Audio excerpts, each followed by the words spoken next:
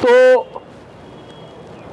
दिल्ली में चुनावी बिसात बिछाए जा रहे हैं। आम आदमी पार्टी ने अपने सारे प्रत्याशियों के लिस्ट घोषित कर दिए।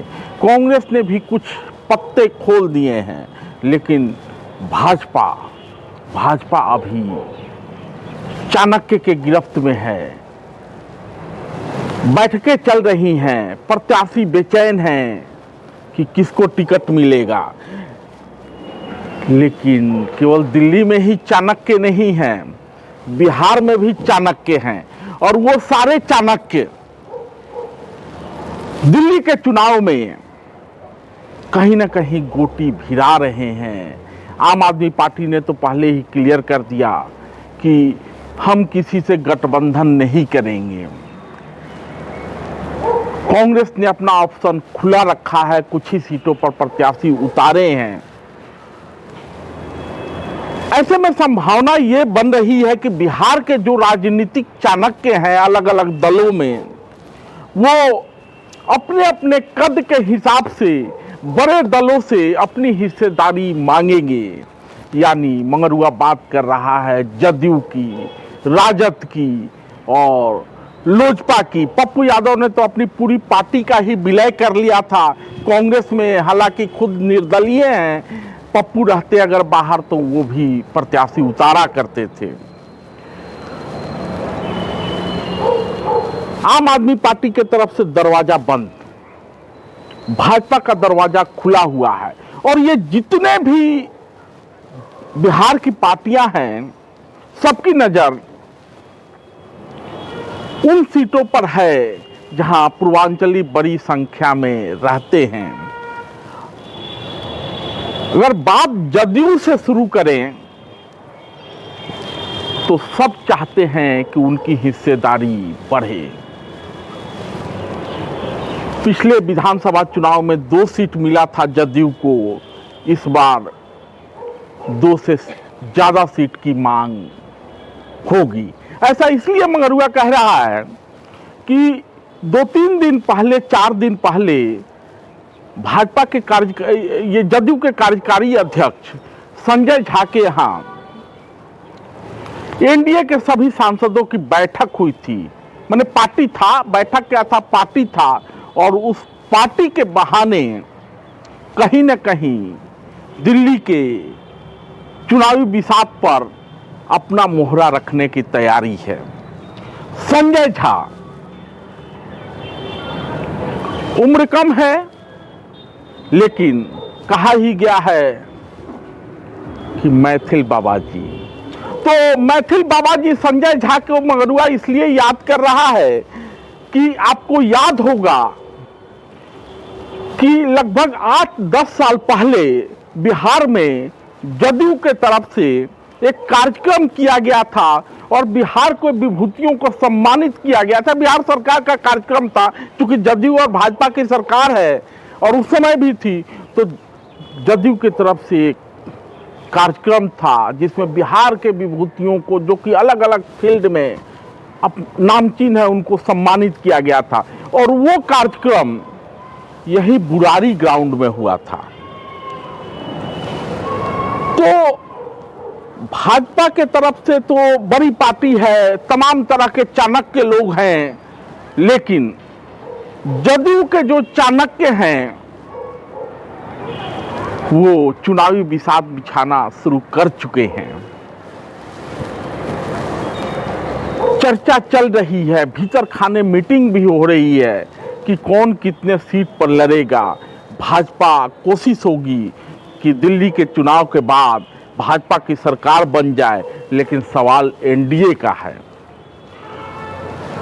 बुरारी विधानसभा, पिछली बार यहां गठबंधन को यह सीट थी, यहां जदयू के प्रत्याशी थे शैलेंद्र कुमार। संगम बिहार, वहां भी भाजपा ने अपना प्रत्याशी दिया था, लेकिन कोटा के अंदर जदयू का ही सीट था। राजद ने भी प्रत्याशी उतारा था, जमानत जब्त हो गया था। लेकिन झारखंड में मिली सफलता विफलता, महाराष्ट्र में मिली एनडीए को सफलता के बाद ये चर्चा जोर से शुरू हो गई कि दिल्ली का चुनाव है तो दिल्ली चुनाव में भी एनडीए मिल के लड़ेगा। एनडीए को झारखंड में सफलता नहीं मिली, लेकिन नीतीश कुमार की पार्टी को सफलता मिली। चिराग के भी एक विधायक हो गए, तो चिराग पासवान की भी कोशिश है कि दिल्ली में उनका दखल हो, और वो कह ही चुके हैं कि हर राज्य में पार्टी का विस्तार चाहता हूं। रामविलास पासवान जी का जमाना याद कीजिए। रामविलास पासवान जी कई राज्यों में चुनाव लड़ा करते थे, दिल्ली में भी चुनाव लड़ते थे। तो चिराग पासवान यानी लोक जनशक्ति पार्टी रामविलास भी दिल्ली में अपना हक चाहेगी। किसको कितना हक मिलेगा ये भाजपा का जब लिस्ट आएगा तब पता चलेगा। लेकिन चर्चा जोरों पर है कि जो भी पूर्वांचल बहुल वाले सीट हैं वहां वो सीट गठबंधन के खाते में चला जाए तो बुरारी भी हो सकता है, बदरपुर भी हो सकता है, संगम बिहार भी हो सकता है, लक्ष्मी नगर भी हो सकता है, इसके अलावा किरारी भी हो सकता है, क्योंकि किरारी में भी जो भाजपा के उम्मीदवार थे वो अब आप ये हो चुके हैं, और किरारी के निवर्तमान विधायक ऋतुराज झा का अरविंद केजरीवाल ने टिकट काट दिया है। लेकिन सबसे बड़ा सवाल है कि कौन नेता प्रभावी होगा जो कि दिल्ली के चुनावी बिसात में पार्टी को आगे ले जाए। तो मंगरुआ चर्चा कर रहा था भाजपा के तो उस समय जो बिहार के प्रतिभाओं का सम्मान हुआ था वो सारे आयोजन की जिम्मेवारी संजय झा पर ही थी। यानी संजय झा की राजनीति की शुरुआत दिल्ली में ही हुई है। पहले राजीव प्रताप रूढ़ी के यहाँ, उसके बाद अरुण जेटली के यहाँ, और वाया अरुण जेटली, चूंकि अरुण जेटली और नीतीश कुमार मित्र थे तो वाया अरुण जेटली नीतीश के यहाँ पहुंचे और आज बड़े पद पर हैं। तो संजय झा की नजर दिल्ली पर है और जदयू की भी नजर है, लेकिन कौन प्रभावी हो सकता है? दरअसल ज्यादातर जो जदयू के सांसद हैं उनको अगर किसी इलाके में ले जाके खड़ा कर दीजिए तो 10 वोट नहीं जुटा सकते। लेकिन कुछ लोग हैं जिनका अपना जनाधार है। संजय झा का भी अपना पकड़ है, लेकिन एक और चेहरा है जदयू के पास, आनंद मोहन का चेहरा। आनंद मोहन लंबे समय तक जेल में रहे, लेकिन जैसे ही जेल से बाहर आए हैं उनकी सक्रियता दिल्ली में देखी जा रही है। कभी चंद्रशेखर पर कार्यक्रम के बहाने तो कभी अलग अलग क्षत्रिय संगठनों के जरिए आनंद मोहन, कभी छठ व्रत में आनंद मोहन जहां जाते हैं भीड़ पीछे खड़ी हो जाती है। लेकिन पिछले दिनों एक विवाद सामने आया जब आनंद मोहन ने कुछ चुभती हुई बातें कह दी। तो आनंद मोहन ने कुछ चुभती हुई बातें कह दी, यानी पूछा कि जो उपचुनाव में जो जीत मिली है एनडीए को वो तो ठीक है, लेकिन चिराग पासवान गए क्यों नहीं? तो मिर्ची लग गई। लोगों ने ये कहना शुरू कर दिया, कहते हैं ना कि कभी कभी सावन में जन्मे भादों में बाढ़ आया तो इतना बड़ा बाढ़ तो देखा ही नहीं है। तो अभी नई नई पार्टी के नेता हुए हैं चिराग पासवान। रामविलास पासवान और आनंद मोहन के बीच के संबंधों को भूल के चिराग और चिराग के लोग ये कहने लगे कि आनंद मोहन जी तो एनडीए में है नहीं, उनके परिवार के कुछ लोग हैं। अब जब तिरहुत उपचुनाव में एनडीए के प्रत्याशी का पलीता लगा है तो आनंद मोहन ने वही बात दोहराई कि कुछ लोगों को सही बात कह देने पर मिर्ची लग जाती है। हम तो एनडीए में है नहीं और हम एनडीए के सलाहकार तो है नहीं, लेकिन इस बात से कोई इनकार नहीं कर सकता कि आनंद मोहन जहां खड़े हो जाते हैं कतार वहीं से शुरू हो जाती है।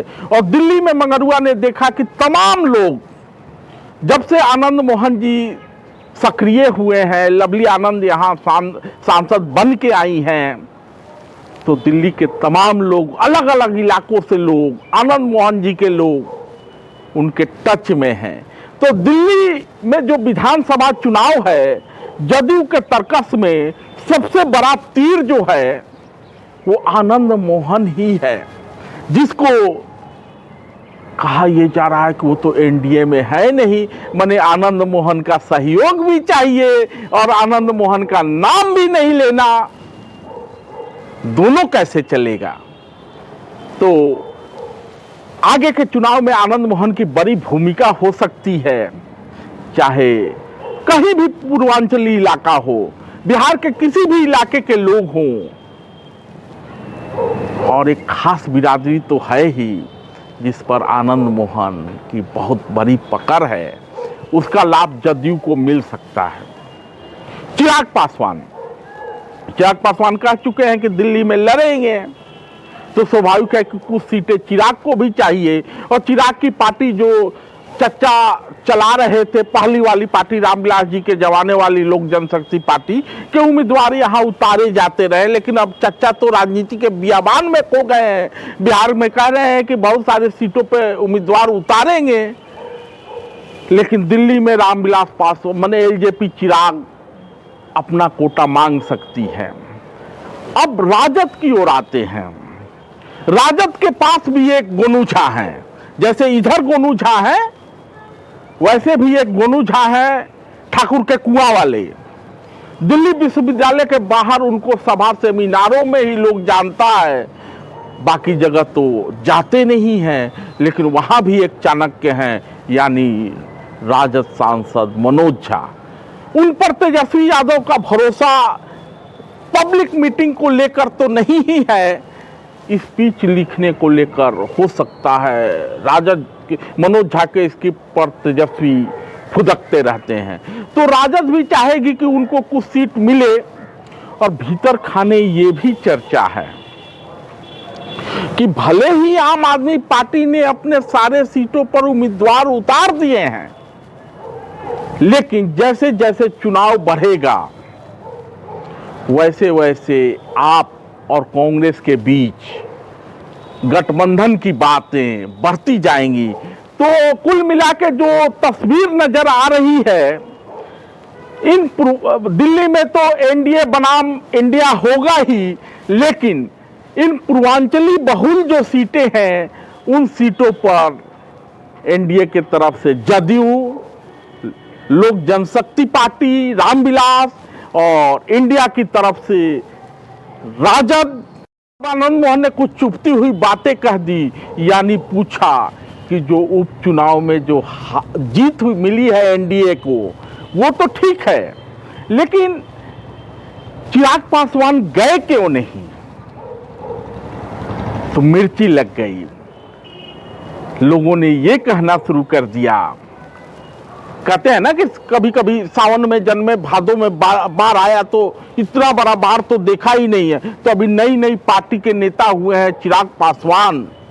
रामविलास पासवान और आनंद मोहन के बीच के संबंधों को भूल के चिराग और चिराग के लोग ये कहने लगे कि आनंद मोहन जी तो एनडीए में है नहीं, उनके परिवार के कुछ लोग हैं।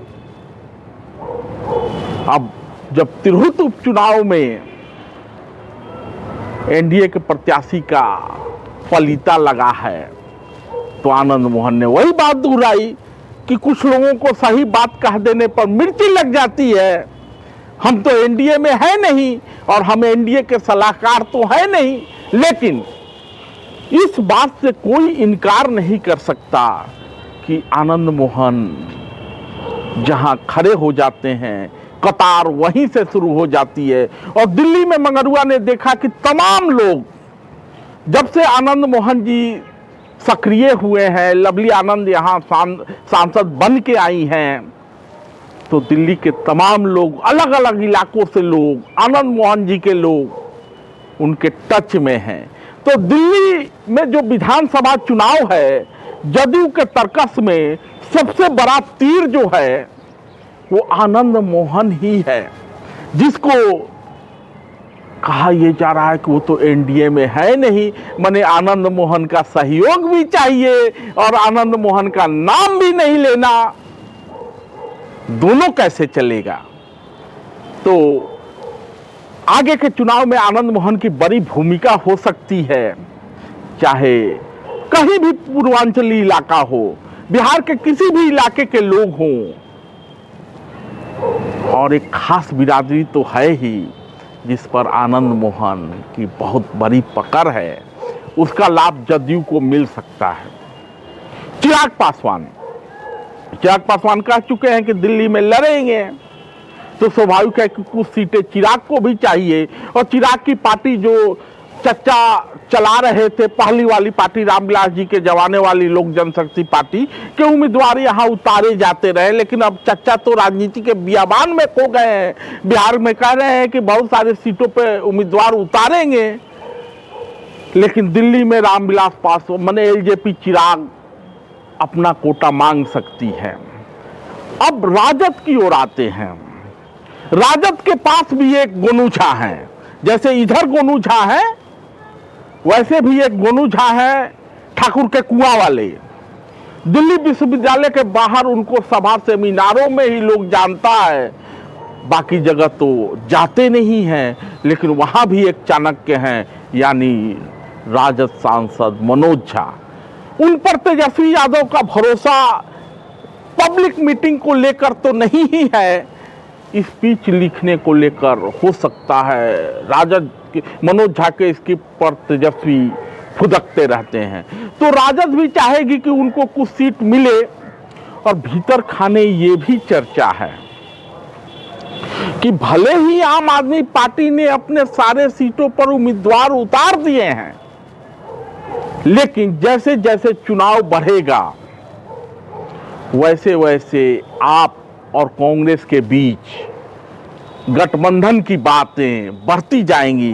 तो कुल मिला के जो तस्वीर नजर आ रही है, इन दिल्ली में तो एनडीए बनाम इंडिया होगा ही, लेकिन इन पूर्वांचली बहुल जो सीटें हैं उन सीटों पर एनडीए के तरफ से जदयू, लोक जनशक्ति पार्टी रामविलास और इंडिया की तरफ से राजद।